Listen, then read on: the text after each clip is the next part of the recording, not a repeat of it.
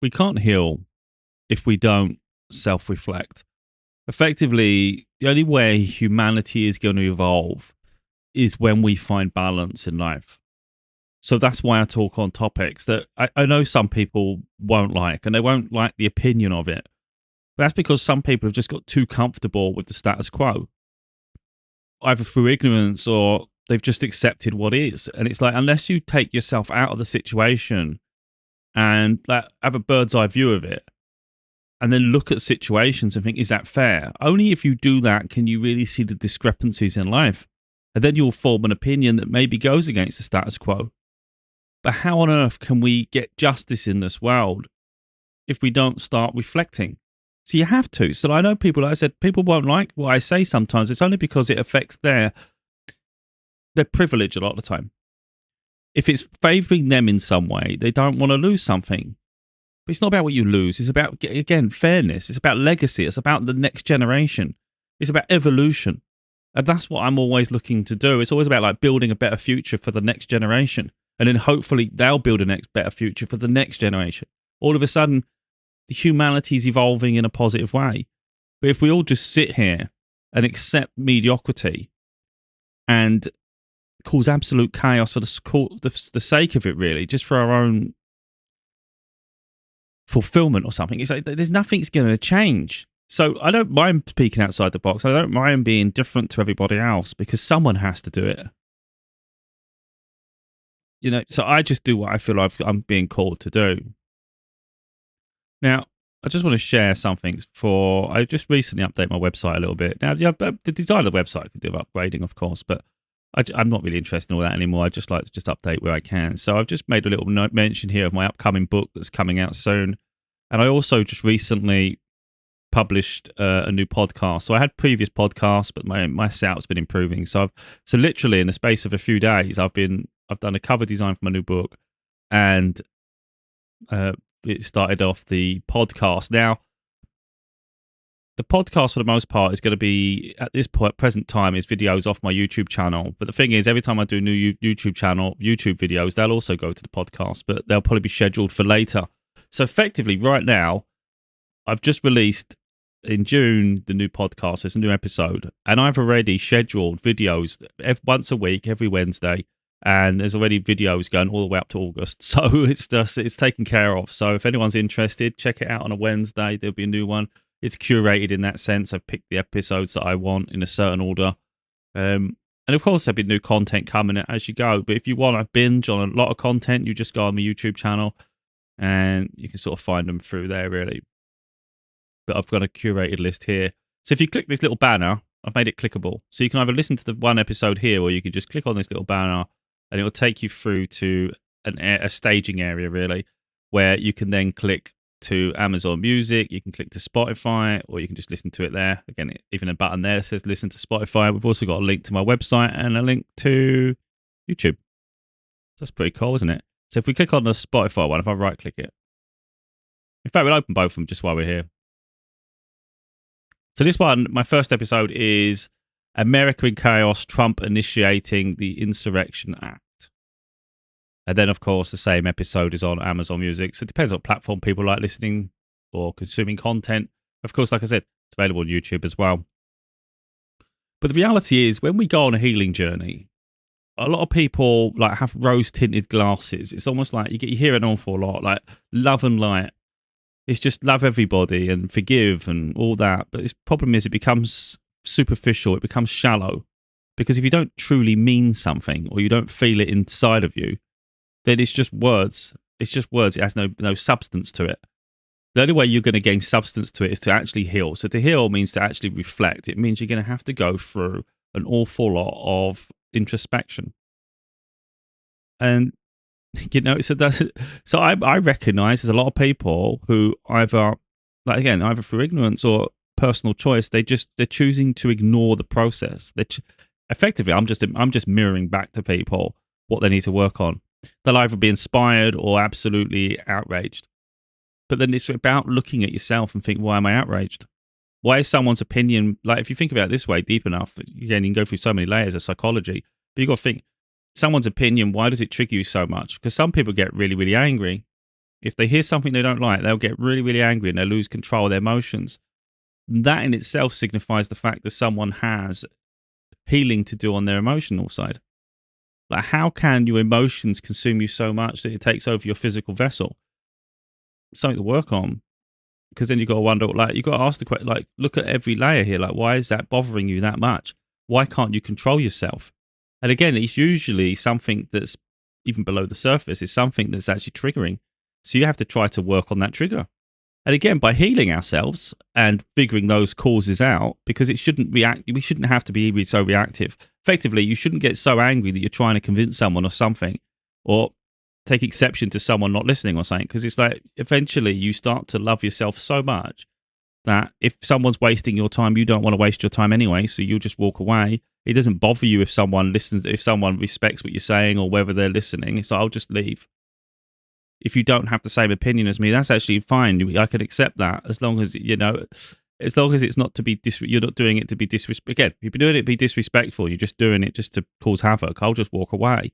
If it's constructive criticism or just a difference of opinion, so okay, we're not always going to share the same opinion. Doesn't mean you don't like each other, just different values. But again, that's going to depend on what the topic is, of course. If it's really something that's fundamental and it just shows your personality and we're so different, then it's like, yeah, okay, we'll go our own way. So it's not always you're going to agree, but then it's like, agree to disagree.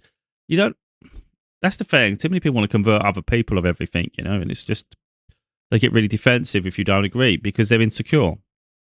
That's what that comes down to. Like, when people get really angry during conversations, or like I say, if someone doesn't agree on something, it's an insecurity in themselves.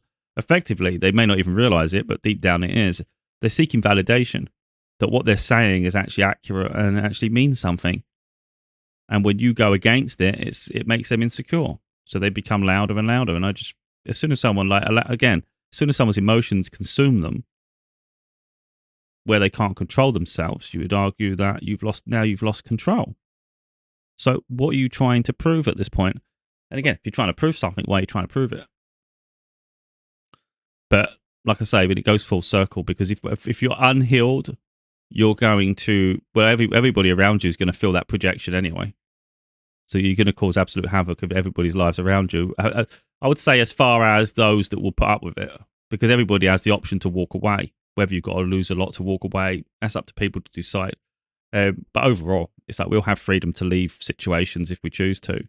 And these people who are unhealed, for instance, they may end up losing everybody around them because they're too unhealed. Or they may heal enough that they don't even want people around them who they feel aren't really for them. So anyway, there's a level of healing process that goes in one way or the other. And it does affect the next generation. It affects the current generation, let alone the next generation. But think about it. If people can actually heal themselves, figure out why they do what they do. Why am I so reactive to this? Why is it so triggering? Why does someone's opinion really cause me so much insecurity and things? Why can't I coexist with someone who just doesn't agree with me? Why can't we just have a different opinion? It's fine. But if you can get to the point where you heal all that, that puts you in a far more stable position to help encourage the next generation, especially as a parent, if you're a parent. So again, if we're able to just self-reflect, then we're able to reflect even deeper than just our own personal circumstances. Of course, that's where it starts. It starts with the healing journey. Then you start to notice maybe the flaws in other people. You might not say it out loud, but you start to watch other people and realize how chaotic they are, how dysfunctional their lives are, and the fact that they're just wasting their potential. And they're just validating it for whatever circumstance they want. I've seen it in myself, with other people that, they'll act like they've got to work so hard and it's like it's all for the family and all these things. And it's not. It's either that they're greedy and they can't stop acquiring money, so they just make an excuse that money is everything and I have to do this because the opportunity is there, even though they'll do that forever if they can. And some people genuinely don't they don't feel comfortable sitting still. Some people always want to be on the go. They always want to be working with their hands or doing something. So they're just making it, they'll validate that as saying, I'm doing it for everybody else. You're doing it for you. And I've said this in one of my books. Like, you could say, I'm going to do some overtime, or I'm going to go and do this extra work. I'm going to do this because so we can save for a holiday. But you find some people are workaholics to the point where they will literally forego the holiday because now they've got more work to do, more tasks to do, and eventually, like, years go by and they still haven't had a holiday, and everyone around them suffering, and they're saying that they're doing all this for them. It's like, no, you're not. You're doing it for yourself. Just at least accept that you're doing it because that's where you want to be and that's what you want to do. And yeah, it's hard work, but it's your choice to do that, because you could do far less and spend time with people. And again, there's so many layers to it if you start digging deep enough. But that's just one aspect of, like, our human existence. But the reality is, what we do does affect the next generation, because it influences our children, and then obviously their children. And this, like, I call it a chain breaker. So, like, for instance, with my daughter, I'd rather give her the freedom to just, like, follow your heart. That's all I want for her. I don't care about grades. I don't care about career. I don't care about anything of that. I just want her to be happy. Follow your heart, and it will always point you north. And, you know, then it's up to them. It's like, if you feel like you can always try your best at things, though. You know, if you put in effort, at least try your best. But there's no pressure from me. And then, of course, then it becomes an inner desire from themselves. But I think too many people want others to be a mirror of them. So, for instance, or at least fulfill something maybe that they didn't fulfill. Again, this is all the little things that need working on. And this is part of the healing journey, what I'm talking about. You might be like, maybe you had an aspiration, whether it's music, whether it's sports or something, and you didn't achieve your dream. Now you're going to live vicariously through your children or someone that you can influence, because you want them to fulfill your dream so you can feel that excitement of victory. It's like, that's something to heal. You didn't achieve that in childhood. Let it go. Let it go. And you can go full circle with this. If you want to go far enough, it's like, what does competition matter? What does lifting the trophy overall mean? It's insignificant. Most of the time, people are just, maybe they cheer you, but it's only for a moment. It's soon forgettable because there's another competition. So maybe it means everything to you, but to everybody else, it's not that deep. So then you got to ask yourself, like, why does it mean so much, though? Of course, winning something, it makes you proud, but some people get so obsessed with it, it's crazy. You lose sight of why you're doing it in the first place. A lot of time, it's the competing that's fun. If you actually break it down enough, when you do anything, it's like, if you don't enjoy what you're doing, then why are you doing it in the first place? You know, I've seen this before, and I think some other people would have seen this as well. There's these runners. I don't know if it's like long distance running. I think it was like a marathon, and someone got right near the finish line, and they were just like collapsing on the floor. People were just running past them. Now, I can understand that. It's competition. They're focusing on their own goals, and they want to achieve their victory.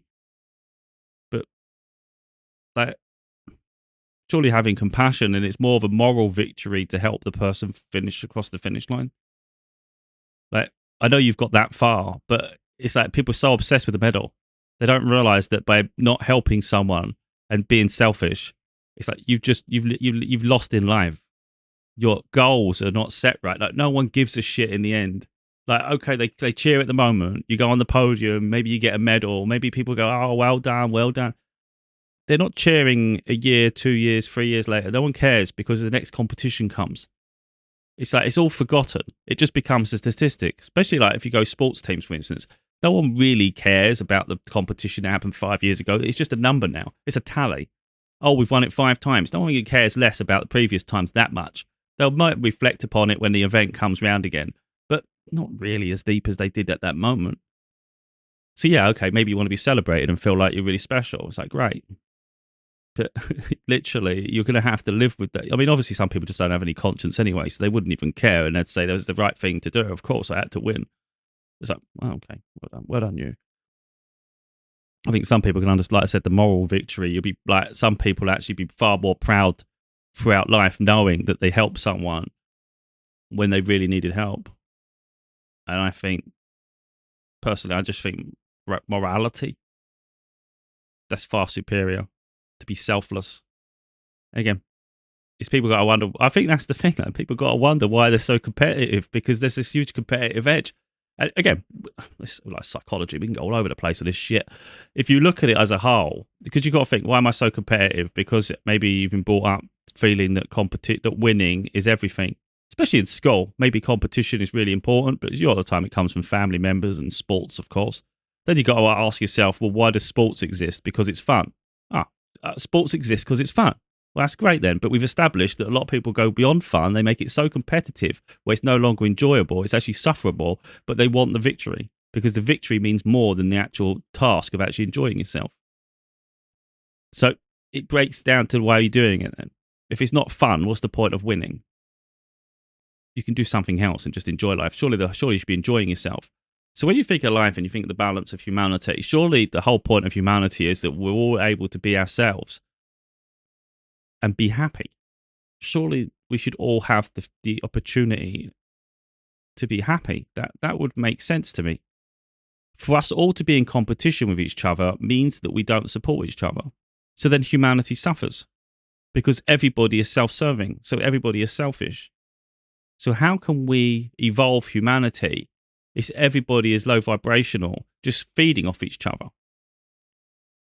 So I say, the moral victory goes to the person who helps support someone in a crisis.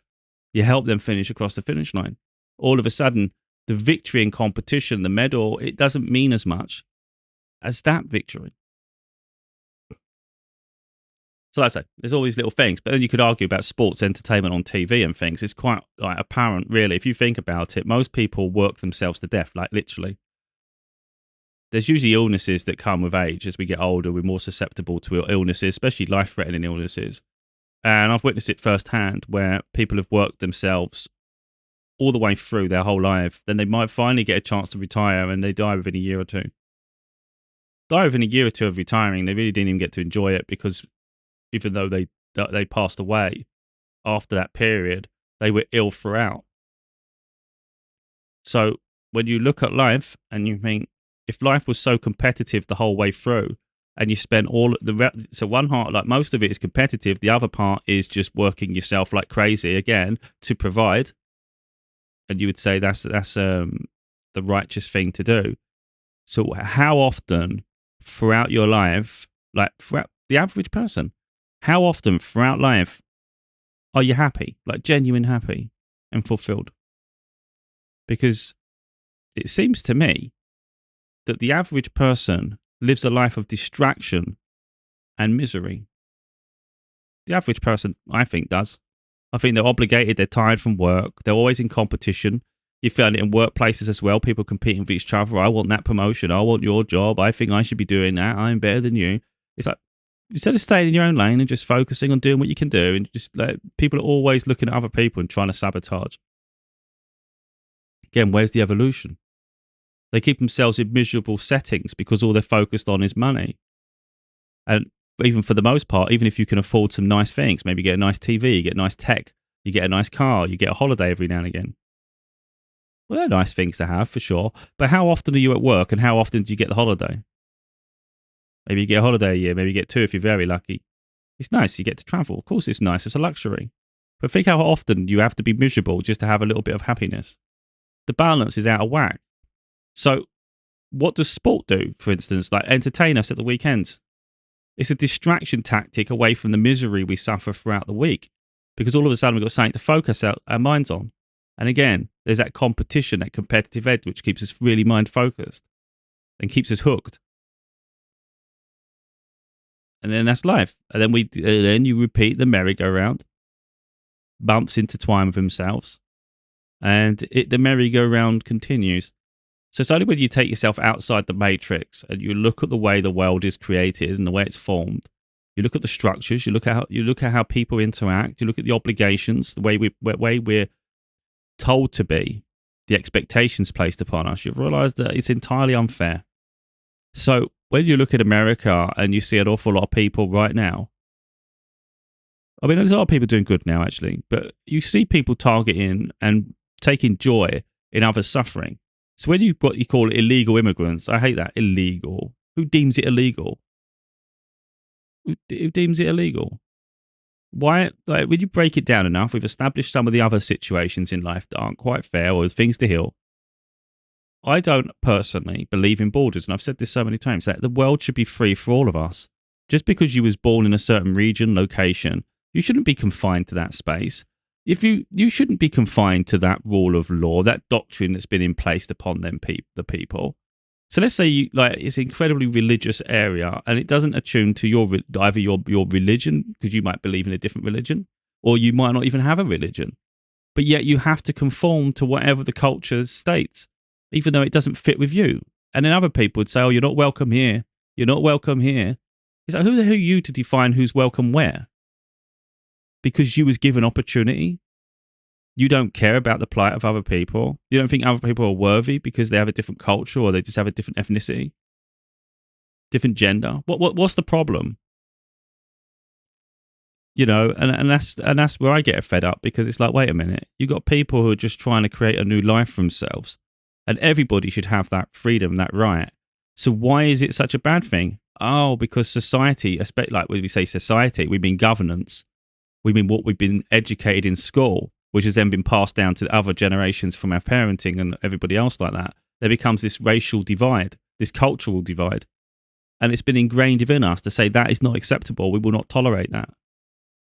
Oh, why won't we tolerate that though? What is wrong with it? What is wrong with someone seeking a better life and seeking to integrate? Because a lot of time, people, you could argue people are not integrating properly. But again, that can come down to the way you're received. If people are hostile to you, how are you going to be in return to them? You can be hostile back. You could say they should learn our language, because you get that all the time. How many people who speak natively English are actually like bilingual, like they've got other languages? Because I'll admit I have an ignorance to it too, and I reflect upon myself in that way. I just don't have the capacity to focus. And that's not even just languages; that's other things. If I'm focused on something, my mind will go straight into it. If it's not, I can't. So if you ask me to learn all the flowers and learn the names, I can't do it. You tell me what you need to learn all the birds and know the differences. I'm not going to learn that shit. It doesn't. I'm not interested. So I know my limitation. If it's something like society, for instance, I'll hone in on that like a freaking. I'll do that myself. But if it's a topic I'm not interested in, I don't have the capacity to, and it's just my mind won't do it. It would just go around in circles, and I'll just get frustrated. But that's an understanding of myself. So, for instance, if someone comes to England or somewhere and they don't talk English, I wouldn't sit there saying, "Oh, this is a joke. They don't even talk English. What the hell they do? Why would you talk like that?" So if I go to another country and I'm not talking their language, they have the right to treat me like that then, yeah? Now, in essence, yeah, okay, maybe we should be, because we should be trying to integrate into the cultures that we visit, of course. But, you know, you can't expect people to behave in a way that you wouldn't behave. You can't expect people to be perfect. It's ridiculous. And like I say, borders irritate me beyond belief, because it restricts people's freedom of movement. And again, if someone's got freedom of movement, guess what? Most of the time they don't care about other people's restrictions. But then how is that evolving humanity? We've still got that divide. Until the world is balanced and fair, we can't rise up together. There's always going to be this imbalance. So let's get the world balanced, that we can all heal together and figure out the things that are wrong in the world. Let's make it harmonious. Let's make it fair. And people might think, oh my God, you're just dreaming. Well, ask yourself the question, why can't it be fair though? Like, why is it so impossible for the world to be fair? And then you start to realize, because we've got corrupt leaders around the world, nearly every single country has a corrupt leader. Then why the hell are they there? People have the power to stand up against this, by speaking up. Hence why I speak up now. It's not just me speaking up, but I'll use my platform. I'll talk. I'll write my books. I'll do what I got to do. I'll talk on topics people don't want to go near. But the reality is, we're not going to heal unless we self-reflect. And like I said, there's so many nuances, so many avenues.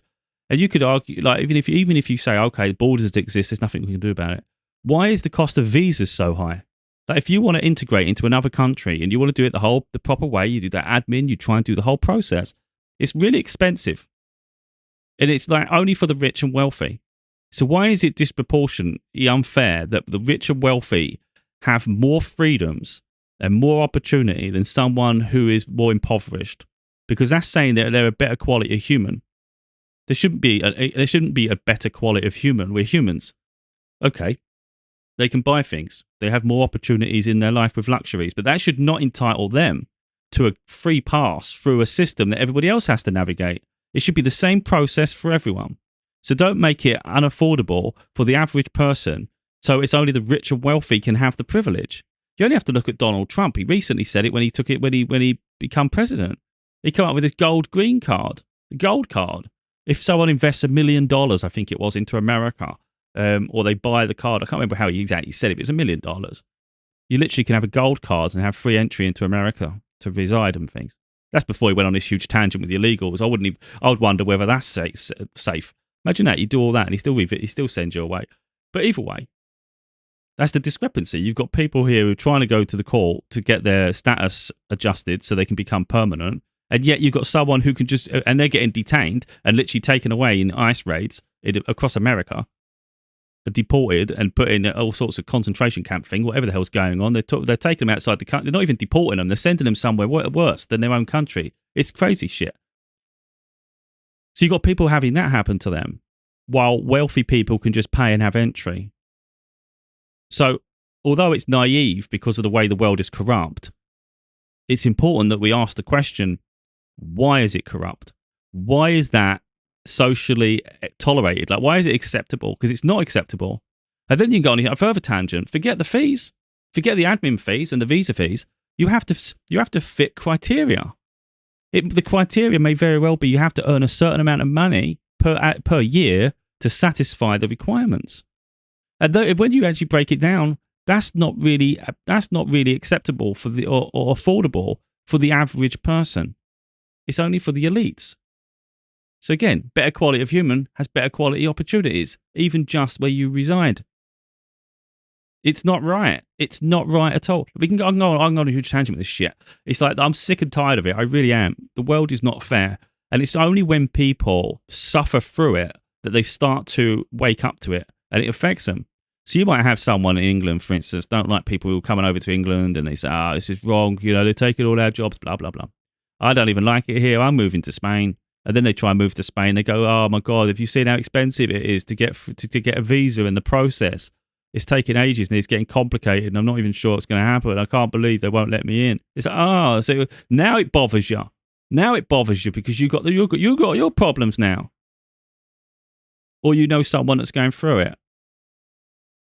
That's the injustices that people are doing. People are only noticing when it affects them. They don't have any compassion or empathy for other people who are going through it, even if you have the privilege.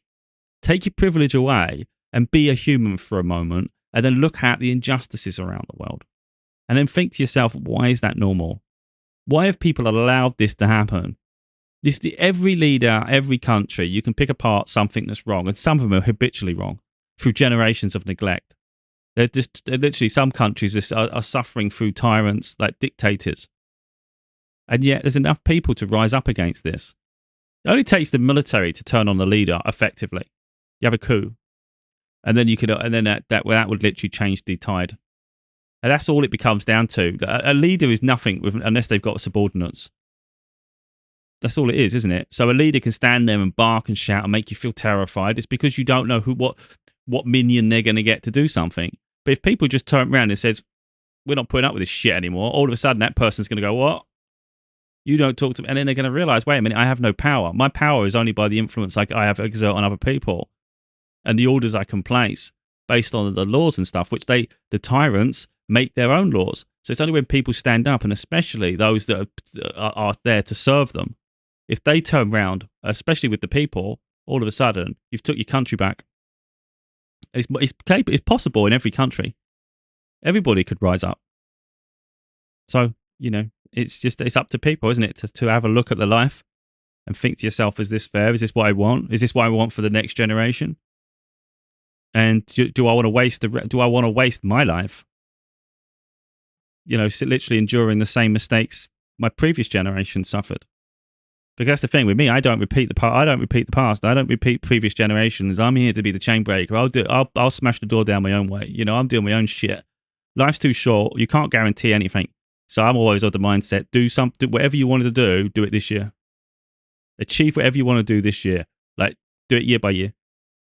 Hence how my books always happen and everything else I accomplish. Because it's always like if I've got something to say, I better say it. I've got say it where you can. But again, there's this misconception that the healing journey is love and light. It's like it should be all peaceful and charming, and it should be all just about forgiveness. It's like, no. You've got to burn through the layers. You've got to literally go deep into your soul. And then you've got to look at how the world is exploited, how corrupt it is throughout societies. And then when people project onto you, you can see the insecurities and the vulnerabilities in them. You can see where they've been tarnished by other people's projections. And they've been molded and sculpted in a way that's quite corrupt. And yet they'll spew that onto you through their own just their own negativity, you know? It's just crazy. So like people just like, you could say something so profound and they just dismiss it because they don't want to go there. And they want to validate their trying to think of the word here. Racism.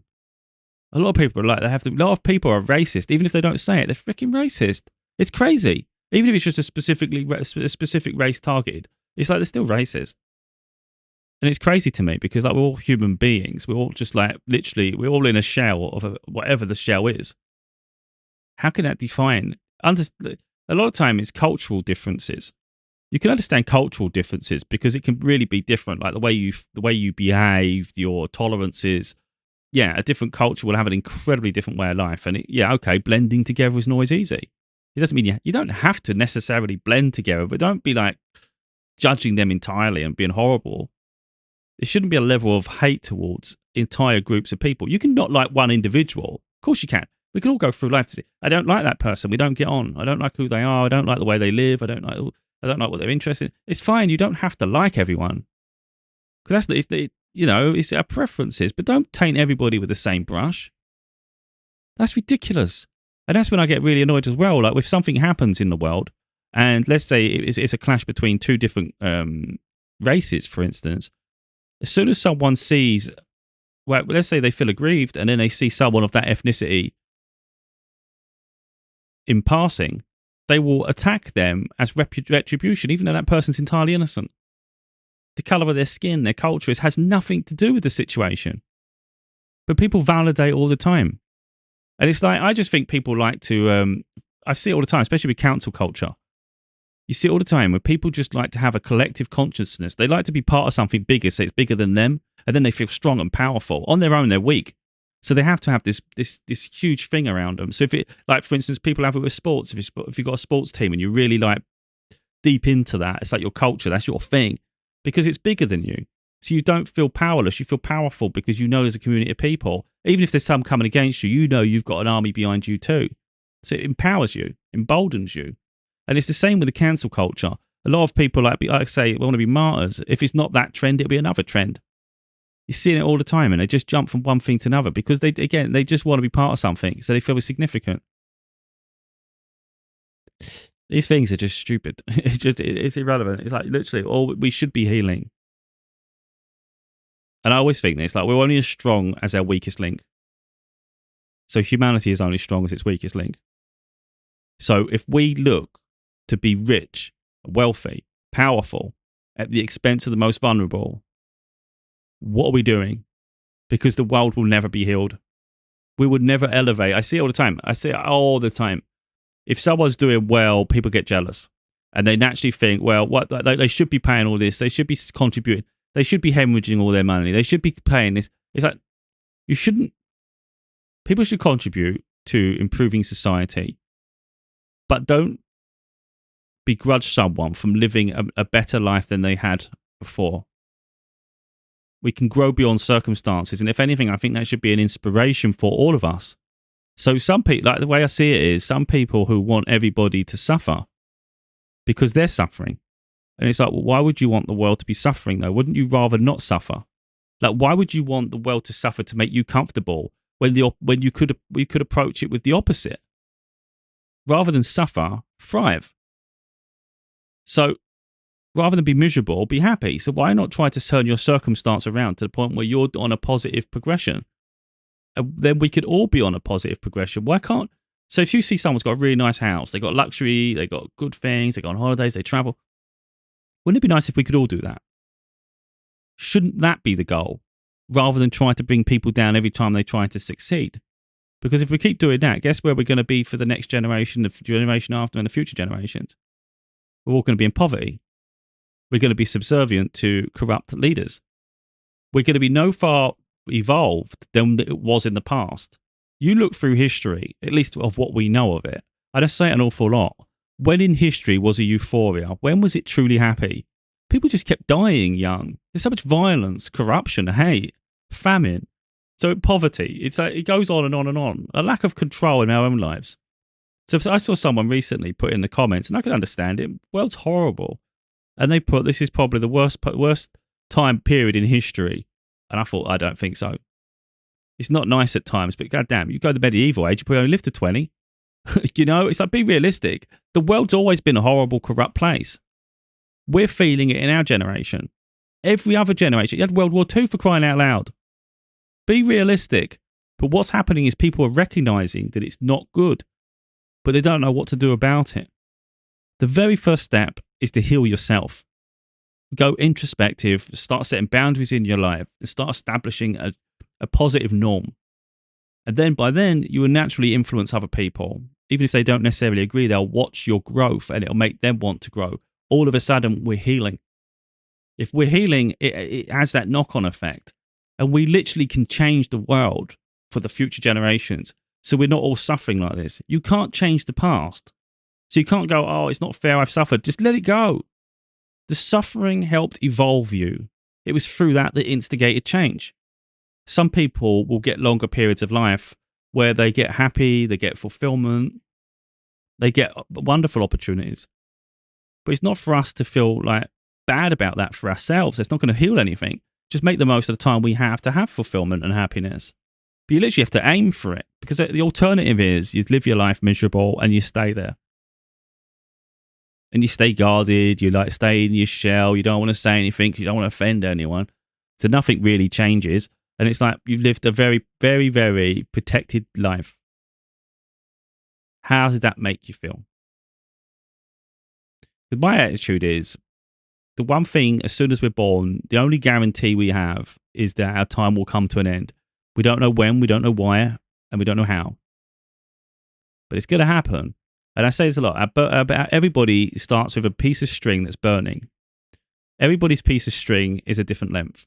You don't know when your time is coming up. It could be early, could be middle age, could be old age, could be, and the circumstances around which that is supposed to extinguish is outside of our control. It could happen at any time.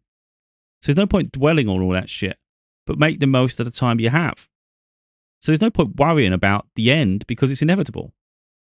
So why fear it? At least I just think make the most of life.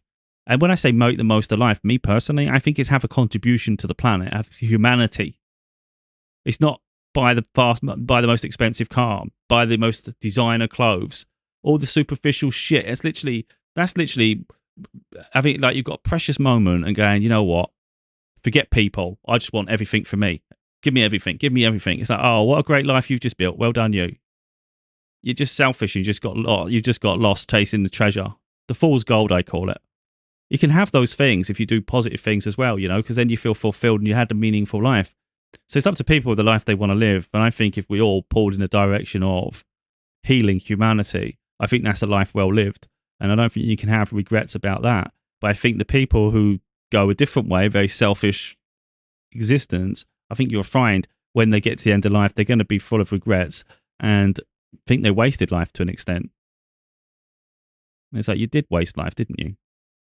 Or people won't want to say it because you're dying, but you did. That's the reality. I'll say it. I'll make people pissed off with me if it's going to trigger a healing response. But at the end of the day, I can only heal myself, and I can share my healing journey, and I can share my thoughts on things. It's not, I can't force people to do anything. But yeah, I'm not going to hide. I'm not going to be afraid to speak up, because I'm here to do what I consider positive things, even if it's perceived as negative things. Because I don't do it with the negative intention. But people have to wake up. I think people are sleeping too long, and they're literally getting abused, taken advantage of, manipulated, and they think it's normal. It's not normal. We're giving power to the wrong people.